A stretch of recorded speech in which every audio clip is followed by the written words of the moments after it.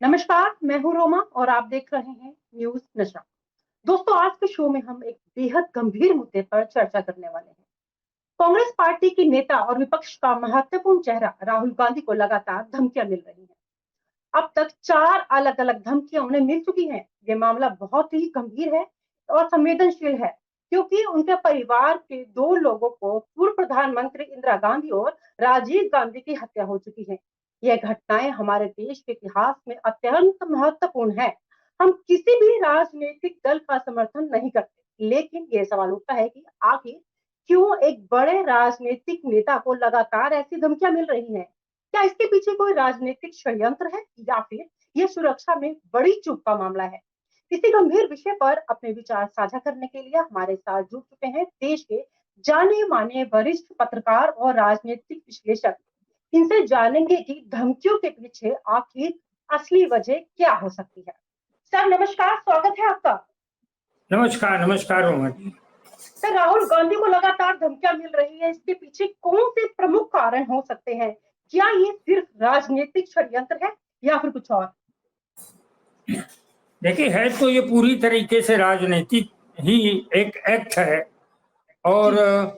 चूंकि पिछले लगभग 1.5 साल से राहुल गांधी अ, आम आदमी की आवाज बनने की कोशिश कर रहे हैं। अभी आपने बोला कि हमारा किसी दल से संबंध नहीं है, मैं उस आपकी बात का समर्थन करते हुए हम बोलना चाहते हैं कि जी। राहुल गांधी दलितों की, वो पिछड़े वर्ग की, अदर बैकवर्ड क्लास की और अल्पसंख्यकों की, ये लगभग 80% वोटर हैं जिनके ये आवाज बन चुके हैं। और राहुल जी। गांधी के साथ कौन खड़े हैं, आपको देखना, हमें देखना पड़ेगा। राहुल गांधी के साथ खड़े हैं उत्तर प्रदेश से अखिलेश यादव, जिन जहां पर उन्होंने 37 सीटें कम करवा दी। 37 जी। सीटें, सॉरी, उन्होंने काफी 33 पे रोक दिया और कई जी। सीटें कम की हैं। उसी तरीके हम्म। से तेजस्वी खड़े हैं बिहार से, और हेमंत सोरेन खड़े हैं झारखंड से, ममता बनर्जी खड़ी हैं पश्चिम बंगाल से, पश्चिम बंगाल से। और अरविंद केजरीवाल भी खड़े हुए हैं दिल्ली से। इसके अलावा भी विभिन्न क्षेत्रों से, विभिन्न जगहों से, कुछ नाम मुझे नहीं याद आ रहे हैं, वे सारे लोग बिहार से देखिए और झारखंड हम्म। से देखिए, ये सारे हम्म। लोग खड़े हुए हैं राहुल गांधी की हम्म। आवाज में आवाज मिला रहे हैं। तो राहुल जी। गांधी को कुचलने का मतलब है कि दर्जनों चीफ मिनिस्टरों की आवाज को कुचलना। राहुल गांधी को डराने का मतलब है कि देश के करोड़ों, सैकड़ों करोड़ लोगों की आवाज को डराना उन्हें। लेकिन ये एक बड़ी उल्टी सी बात है। भारत इस दुनिया का सबसे बड़ा प्रजातंत्र है। एवं कि हम अमेरिका को बोलते हैं सबसे बड़ा प्रजातंत्र, मगर जनसंख्या के हिसाब से भारत में कभी भी जब भी कोई आवाज कुचली गई है, जब भी किसी को दबाया गया है, यहाँ का संविधान, यहाँ के लोगों ने, देखिए मैं आपको इंदिरा गांधी की बात करता हूँ। इंदिरा गांधी ने इमरजेंसी लगाई तो इंदिरा हम्म। गांधी को रायबरेली से ही चुनाव हारना पड़ा। उनके पुत्र संजय गांधी अमेठी से चुनाव हारे, क्योंकि ये जी। देश की जनता, वो रोटी उसे आधी मिले खाने को, लेकिन वो अपनी आवाज को, अपनी जुबान को, अपने हक को, अपने प्रजातांत्रिक मूल्यों को कुचलने नहीं देना चाहते। और ऐसा अक्सर हुआ जब भी कुठाराघात हुआ आम आदमी के हक का राज। मुझे याद है, तब मैं टाइम्स ऑफ इंडिया बंबई में था, धर्मयुग पत्रिका में, तो राजीव गांधी एक कोई प्रेस बिल लाने वाले थे, तो उसका काफी विरोध हुआ था, प्रेस क्लब वगैरह तमाम से, मैं उसमें था, शामिल था, हम्म। पूरे टाइम्स ऑफ इंडिया सब लोगों ने। तो वो राजीव गांधी ने वापस लिया, उस बिल को वापस लिया। तो सर, विरोध आपको, क्यों हुआ था? विरोध क्यों हुआ था, उसको थोड़ा सा बताएं उसके बारे में आप। वो प्रेस बिल था, प्रेस में हम्म। कुछ कानून उन्होंने बनाए थे राजीव गांधी ने। राजीव हम्म। गांधी को चूंकि बहुत बड़ा समर्थन मिला था, 400, जी। 450 के लगभग, तो ऐसे में उनके साथ अरुण नेहरू थे, उनके साथ बीपी सिंह थे, उनके जो तमाम दूसरे सलाहकार थे, तो जब भी उनके विषय में या बोफोर्स के विषय में कुछ ऐसा छपता, तो उन्हें ये लगा, अरुण नेहरू को, कि ये हम्म। मतलब एक प्रेस पर नियंत्रण रहना चाहिए। वो बिल लाए थे, लेकिन पूरे देश के पत्रकार उतर आए थे पत्रकारों की कौम हर शहर में बड़ी कम होती है। आप खुद देखिए, आप दिल्ली में दिल्ली में तो बहुत से पत्रकार हैं, लेकिन लाखों की तादाद में नहीं है। वहां की जनसंख्या 2 करोड़ के ऊपर है, लेकिन पत्रकार तो 50,000 भी नहीं होंगे। उसी तरीके से सारे पत्रकार हर शहरों से उतरे और तब राजीव गांधी सामने आए और उन्होंने अरुण नेहरू को फटकारा भी। और ये मैं आपको अंदर की बात बोल रहा हूँ, बीपी सिंह को भी, और उसके बाद उन्होंने वो बिल वापस लिया। तो ये राजीव गांधी के तो इस मुल्क की एक तासीर है कि हमारी आवाज को मत दबाओ। ये आवाज इस मुल्क को 1000 साल के बाद मिली है। 800 साल मुगलों का शासन था और 200 साल अंग्रेजों का शासन था। लोग बोल नहीं पा रहे थे।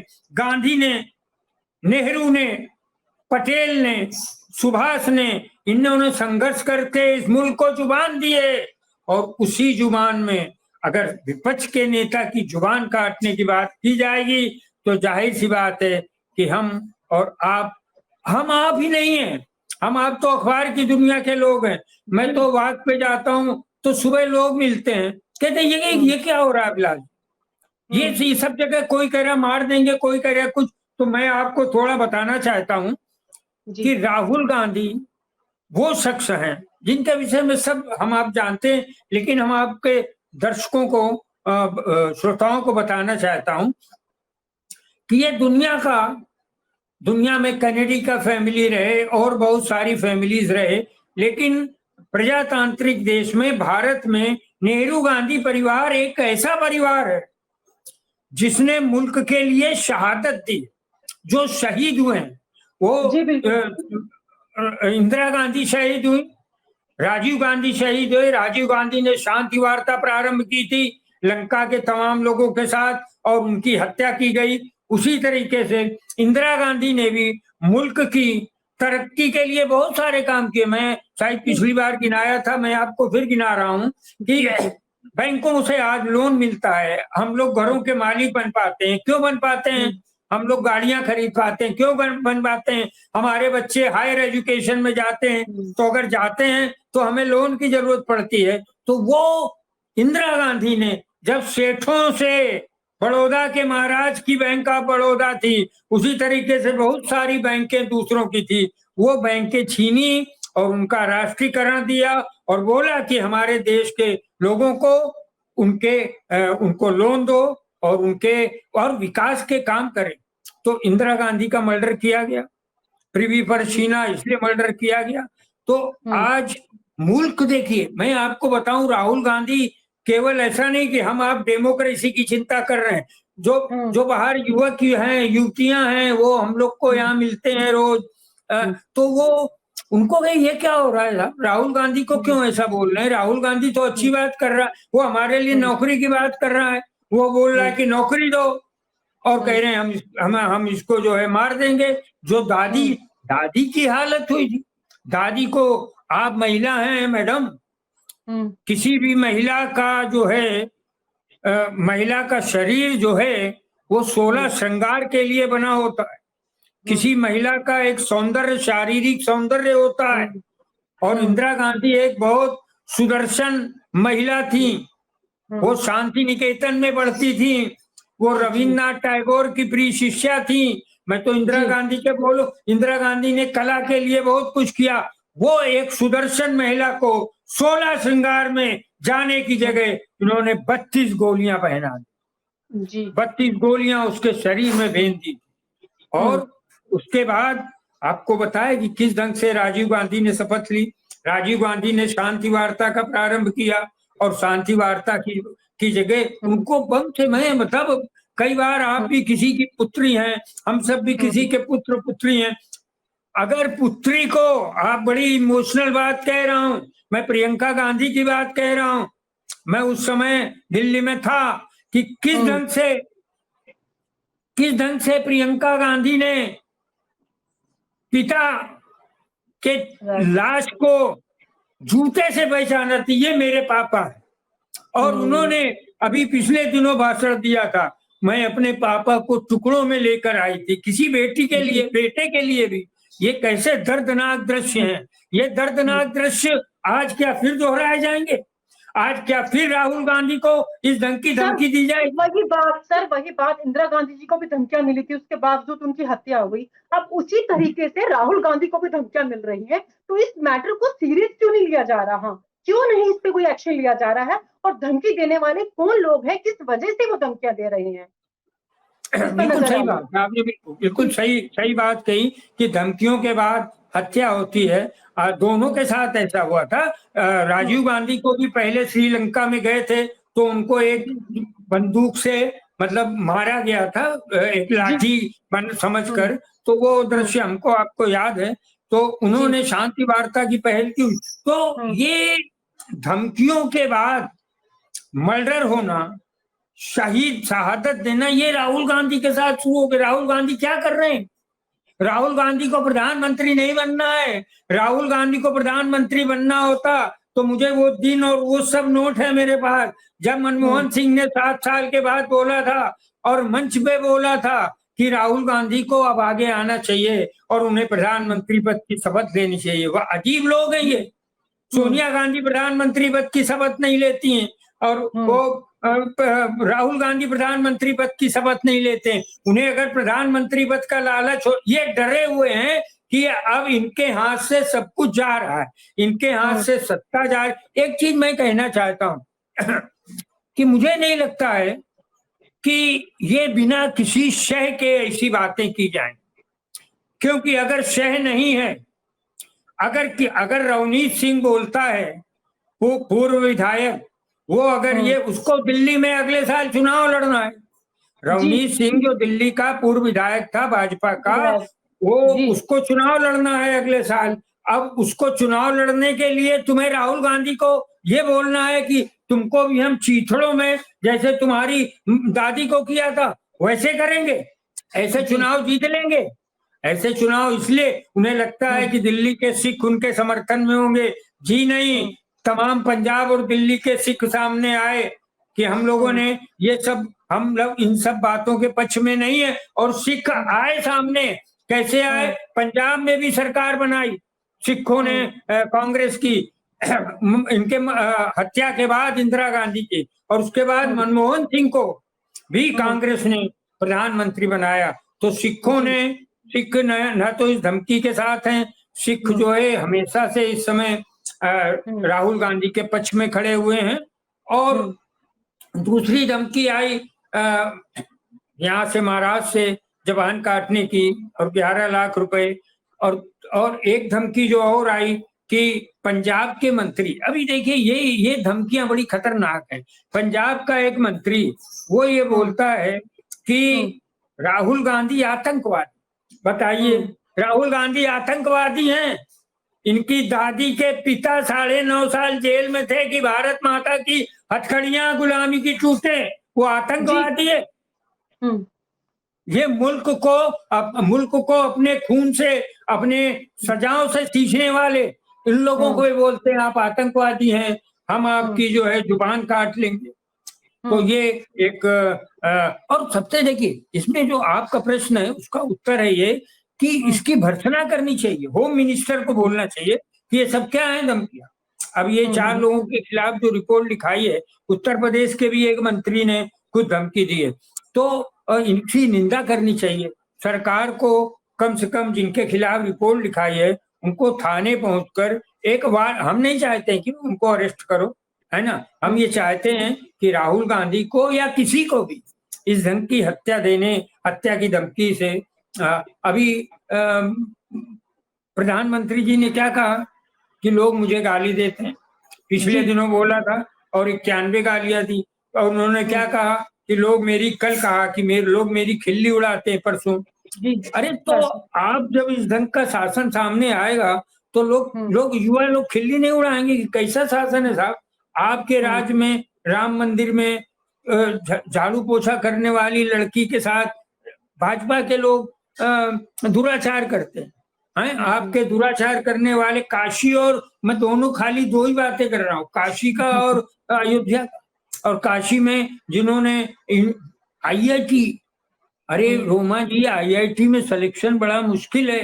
हम लोग भी विज्ञान पढ़ के आए, मैं भी फिजिक्स पोस्ट ग्रेजुएट हूँ, तो हमें मालूम है। और वो आईआईटी में लड़की, हिंदू लड़की सेलेक्ट होती, कैसे सेलेक्ट होती, उसका परिवार वेट कर रहा है कि मेरी बेटी आएगी, मेरी बेटी आके मेरे परिवार का नाम रोशन करेगी। उसने श्रम करके अपना कैरियर तय किया। आप क्या करते हैं, उसको 2:30 बजे रात में पकड़ ले जाते हैं सुनसान में, भाजपाई 3 भाजपाई मोटर, और उसके साथ जो करते हैं, साथ में उसका वीडियो भी बनाते हैं, और उसके बाद 2.5 महीने के लिए मध्य प्रदेश चले जाते हैं प्रचार करने, वो मीडिया, सोशल मीडिया के। तो ये आपको नहीं दिखता। आपको राहुल गांधी क्या क्या मोदी एकदम अनबीटेन पर्सनालिटी है? मोदी अकेले हैं प्रधानमंत्री, इसके पहले प्रधानमंत्री नहीं आए जिनकी आलोचनाएं हुई। मनमोहन सिंह को की तो प्रधानमंत्री बोलते थे, खुद बोलते थे कि मनमोहन सिंह ये मतलब रेनकोट पहन के नहाते हैं। बताइए, मुजरा आप बोलते हो रेनकोट पहन के नहाना, ये प्रधानमंत्री के शब्द है।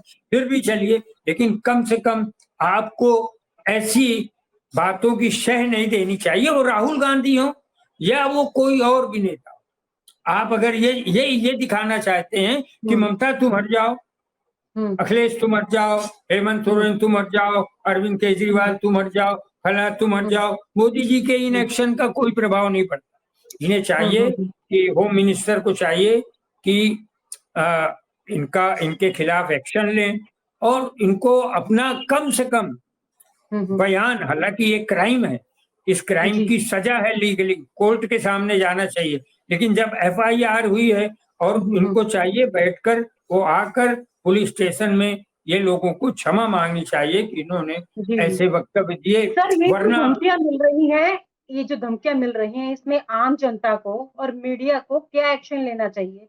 क्यों इस मामले को पूरी कवरेज नहीं मिल रही? क्यों इसे हाईलाइट क्यों नहीं किया जा रहा मीडिया द्वारा? नहीं, आम आदमी तो आपने बड़ा अच्छी जगह, आप व्यंग भी अच्छा कर लेती हैं कि आपने बहुत अच्छी, लोग तो इसमें अपना रिएक्शन दे रहे हैं, सोशल मीडिया में भी दे रहे हैं।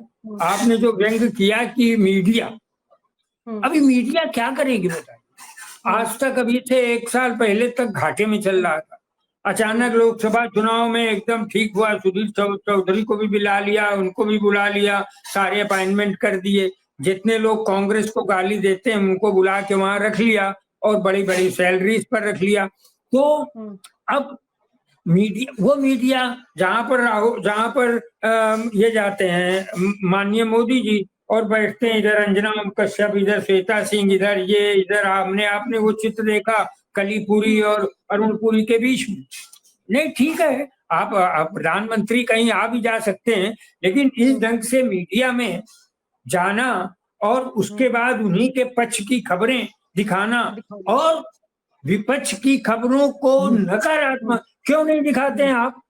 क्यों नहीं दिखाते हैं आप आज तक चैनल?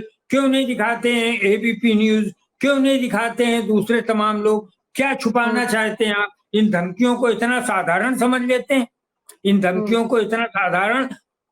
ठीक है, राहुल गांधी, सोचिए सोनिया गांधी के विषय मैं आपको अचानक याद आ गया, मैं कि पहले तो मीडिया की बात मैं कर लूं कि मीडिया को दिखाना चाहिए, मीडिया को ये कहना चाहिए कि ऐसी कल मीडिया भी तो है, उसको क्या धमकियां नहीं मिलेंगी क्या?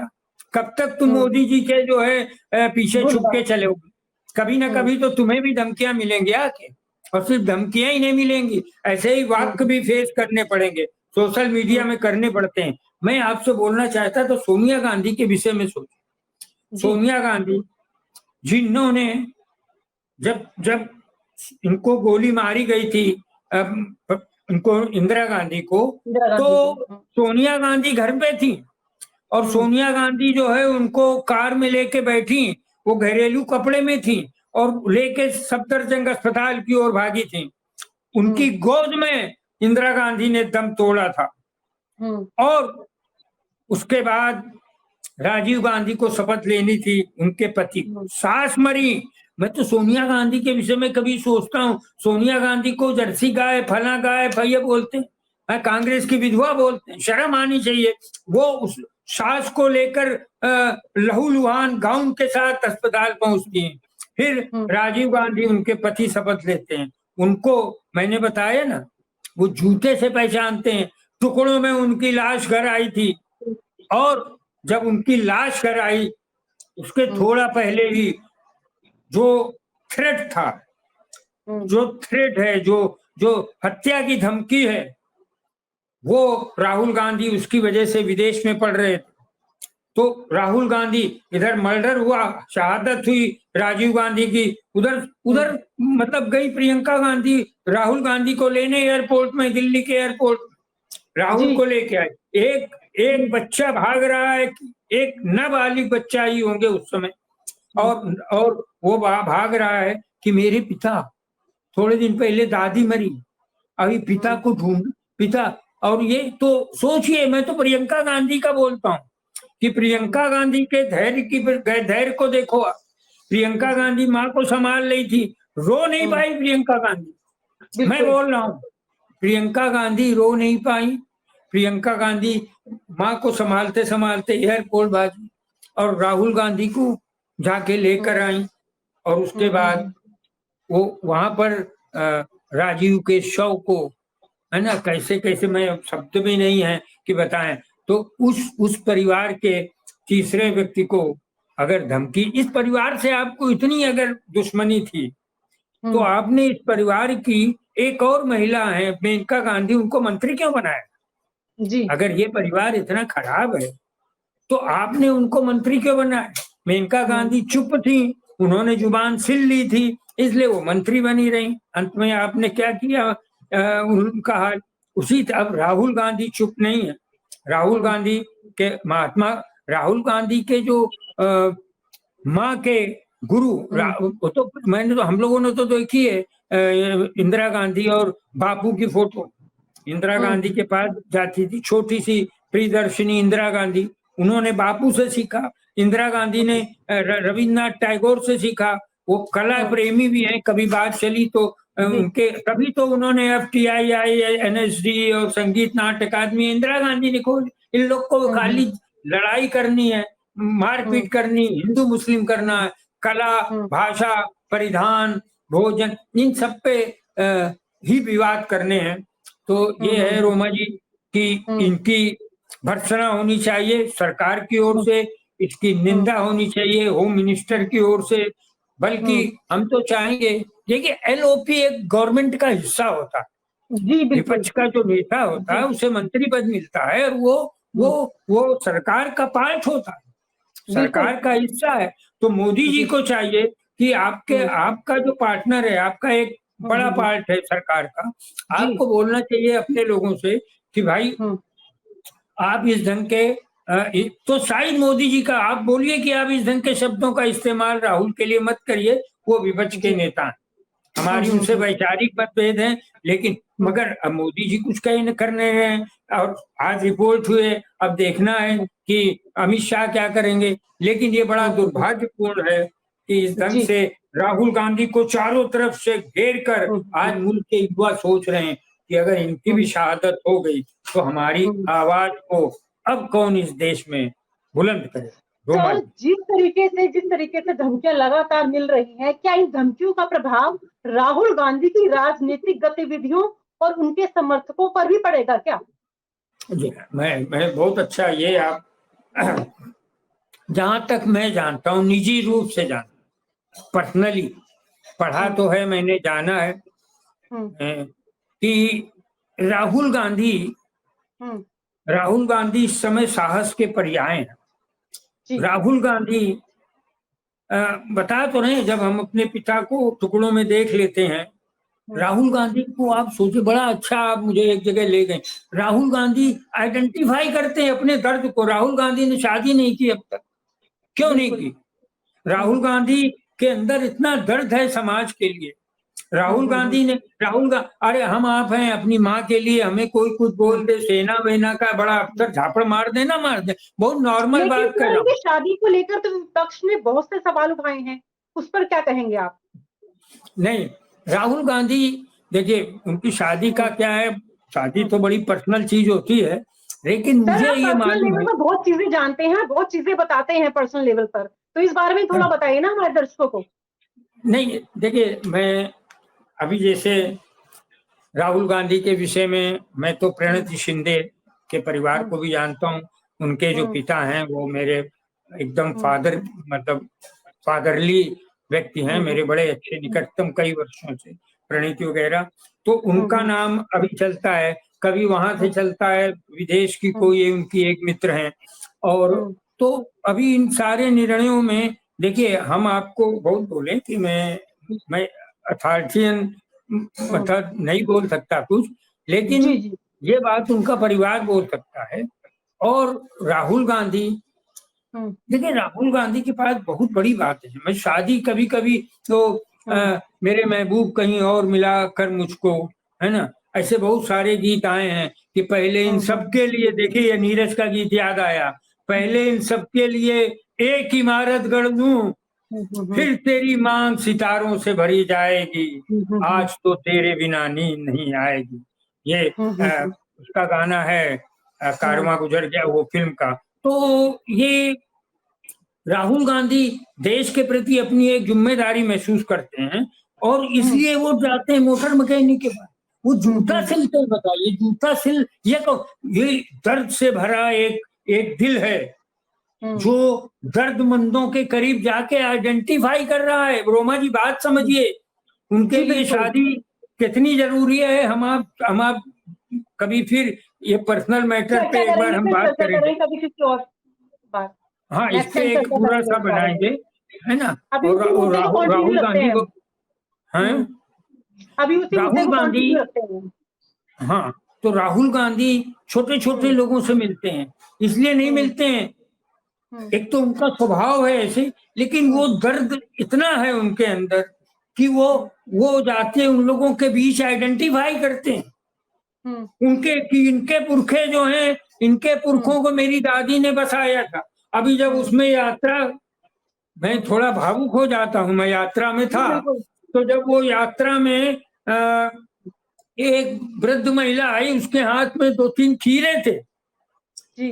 वो आके राहुल एकदम रिक गए, एसपी जी ने जाने नहीं दिया, मतलब सिक्योरिटी ने, तो बुलाया उन्होंने, तो वो महिला, वृद्ध महिला ने खीरे दिए, कहने की आपकी दादी ने मुझे जमीन दी थी, उसी जमीन के ये खीरे। अब बताइए कितनी टचिंग बात है।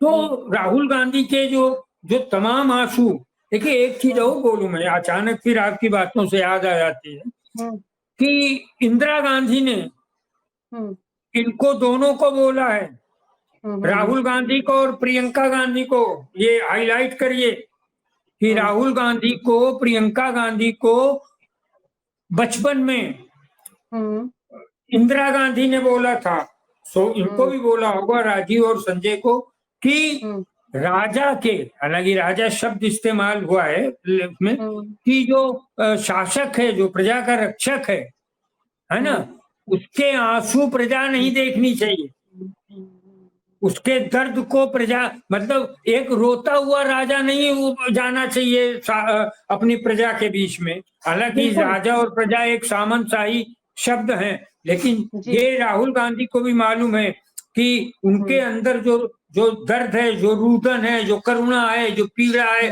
जो इसी समाज ने दी, इसी मुल्क से उन्हें मिली, उनकी दादी मारी गई, उनके पिता मारे गए, और सबसे बड़ी उनकी माँ को जब बोला जाता है ना कि वहां चली जाओ, इटली चली जाओ, तो ये जो है, ये वो दर्द राहुल गांधी को मालूम है। राहुल गांधी रो नहीं सकते, प्रियंका गांधी रो नहीं सकती, क्योंकि उनके आंसू, अगर वो मोची के पास गए, उनके आंसू अगर ट्रक ड्राइवर के पास गए, उस मोटर मैकेनिक के पास गए, इनके आंसू अगर किसानों ने देखे, तो वो सोचेंगे कि हम जिन्हें अपना रहनुमा समझ रहे हैं, जो हमारे कष्ट दूर करेंगे, वो खुद रो रहे हैं। इसलिए राहुल के आंसू कोई नहीं देख पाता है, तो राहुल की अपनी पीड़ाएं हैं और राहुल गांधी ने वो दर्द सहे। अब राहुल पर इन धमकियों का कोई फर्क, कौन सा क्या क्या राहुल से लिया आपने, घर छीना है, और देखिए बड़ी, घर छीना छोटा सा मिल गया बड़ा घर, एक जगह की वायनाड की सांसदी छीनी तो 2 जगह से जनता ने सांसदी भी, तो जनता जिसके साथ है उसका क्या कर लेंगे। तो ये मुझे लगता है, मैं सरकार की बहुत निंदा नहीं करना चाहता, क्योंकि ये नेहरू गांधी परिवार के सामने ये सब चीजें बहुत छोटी हैं। उन्होंने बहुत पीड़ा दे। अब ये देखिए, ये प्रियंका गांधी घर पे पढ़ती थी ट्यूशन। राजीव गांधी ने एक बार बोला ऐसे किसी पर्सनल उसमें कि हमारा ट्यूशन का पैसा बच जाता है। क्यों? क्योंकि राहुल और प्रियंका एक ही टीचर से ट्यूशन, तो वो घर में आते थे पढ़ाने। तो प्रियंका स्कूल जाती थी, वहां से उनको थ्रेट मिला, स्कूल जाना बंद किया। उनके जीवन से सब सोचिए, आप स्कूल कॉलेज गई, हमने आपने जो सीखा है माँ बाप से ज्यादा तो यूनिवर्सिटी के परिसर में और स्कूल कॉलेज में सीखा, उनसे लर्निंग छीन ली गई। लेकिन प्रियंका गांधी का त्याग, राहुल गांधी का त्याग और ये सोनिया गांधी का त्याग आज मुल्क को फिर उसी जगह ले आया है जहां ऐसी धमकियों के बीच में राहुल गांधी के अंदर इस देश ने अपना रहनुमा, अपना नेता तलाश लिया। रोमा जी सर, काफी बातचीत हुई इस प्रोग्राम में और समय भी हमें इशारा दे रहा है कि प्रोग्राम को समाप्ति दी जाए, लेकिन आप चर्चा ऐसी करते हैं कि लगातार बने रहते हैं दर्शक भी और हम भी। फिलहाल अभी के लिए आपका बहुत बहुत शुक्रिया और नमस्कार। और आप हमसे जुड़े रहने के लिए सब्सक्राइब करें YouTube पर, फॉलो करें ट्विटर पर और लाइक करें Facebook पर। और ज्यादा जानकारी के लिए आपको टाइप करना होगा सिर्फ न्यूज़ नशा।